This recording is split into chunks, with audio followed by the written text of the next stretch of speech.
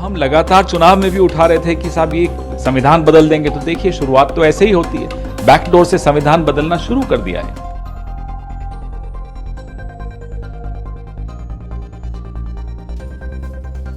Of leaders. Somebody wants to bring a constructive criticism to the job at hand, or somebody wants to bring a destructive criticism by putting them in the forefront. मैं और मेरी party कतई सहमत नहीं है।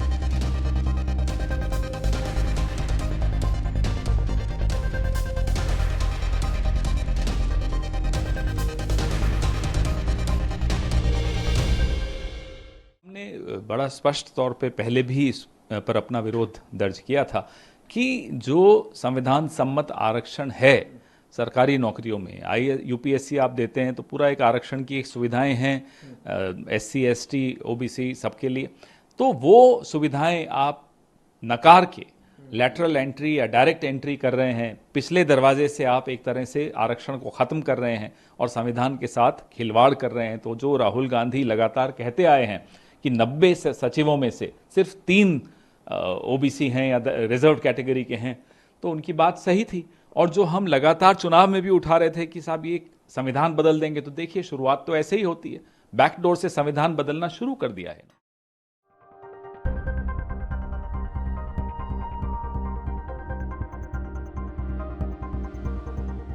Rahul Gandhi ji has suddenly woken up and he has come in with one more radical proposal.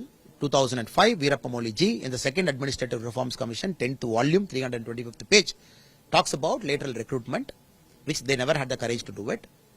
2018 onwards, more than 60 people have come in as joint secretary and director level, different eminent people have come in, serving for 3 years, extendable by 2 more years. After 5 years, they get out and get back into the private sector. Now, if you look at the data, 2004 to 2013, in the Congress period, the number of civil servants recruited, all India service, Group A, Group B, all services combined, 3,517. If you look at 10 years of NDA, 2014 to 23, it is 3,929. The recruitment is also more, lateral recruitment is also happening.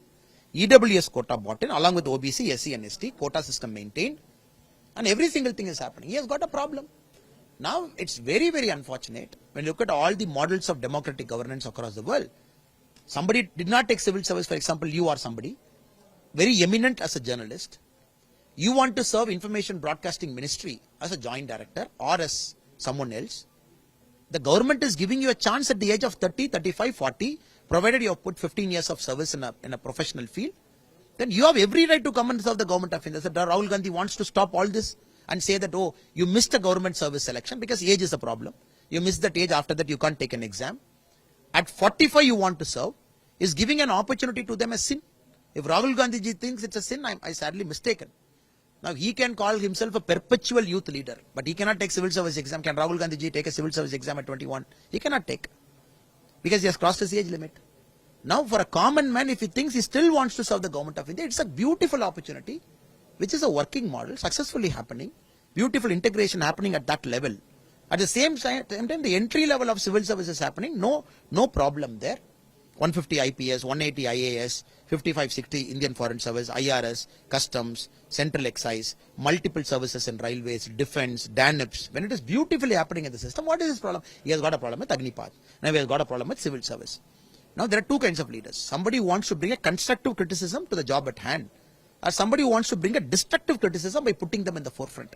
Now unfortunately, Rahul Gandhi ji is belonging to the second category, which is very unfortunate and uncalled for as an opposition leader.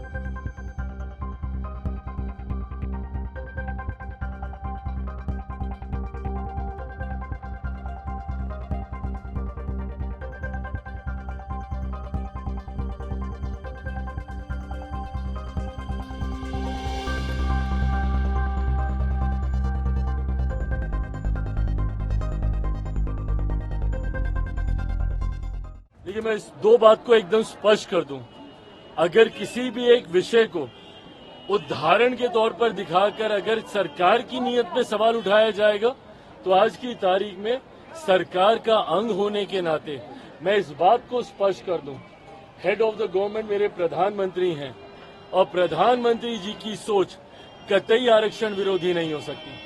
पीछे कुछ दिनों पहले जब अनुसूचित समाज में भी आरक्षण को लेकर मतभेद को पैदा करने का प्रयास किया गया था, सुप्रीम कोर्ट के द्वारा जिस तरीके से उसमें अलग अलग प्रावधान बनाए जाने की बात कही गई थी, उस पर भी मेरे प्रधानमंत्री ने स्पष्ट तौर से कहा था और ये कैबिनेट की मीटिंग में ही इस बात को कहा गया था कि आरक्षण को जिस तरीके से बाबा साहेब भीमराव अंबेडकर ने जो प्रावधान बनाए हैं, वही प्रावधान वैसे ही लागू रहेंगे।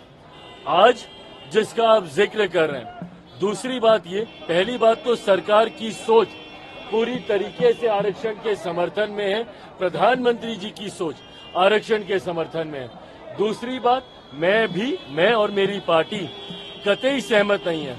आज जिस तरीके से कुछ पदों के नियुक्तियों के लिए डायरेक्ट बहाली के लिए सीधा वहां से डिमांड्स मांगी गई है, जिसमें आरक्षण का ध्यान नहीं रखा गया है, इस बात के मेरी पार्टी भी पूरी तरीके से खिलाफ है।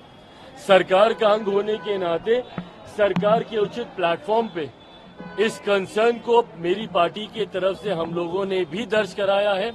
आने वाले दिनों में भी इसके ऊपर मजबूत आवाज हम लोगों की तरफ से उठाई जाएगी। कोई भी सरकारी पद की नियुक्ति अगर निकलती है तो उसमें आरक्षण के प्रावधानों का ध्यान रखा जाना जरूरी है। अनुसूचित जाति, जनजाति, पिछड़ा वर्ग का जो आरक्षण जिस तरीके से सरकारी नौकरियों में जिस तरीके से चलता आ रहा है, हर नियुक्ति में इसका ध्यान रखा जाए, ये अनिवार्य है। और अगर ऐसा नहीं रखा जाता है, जो कि आज हम लोग को भी देखने को मिला है, इसके लिए सरकार उचित कार्रवाई जरूर करे।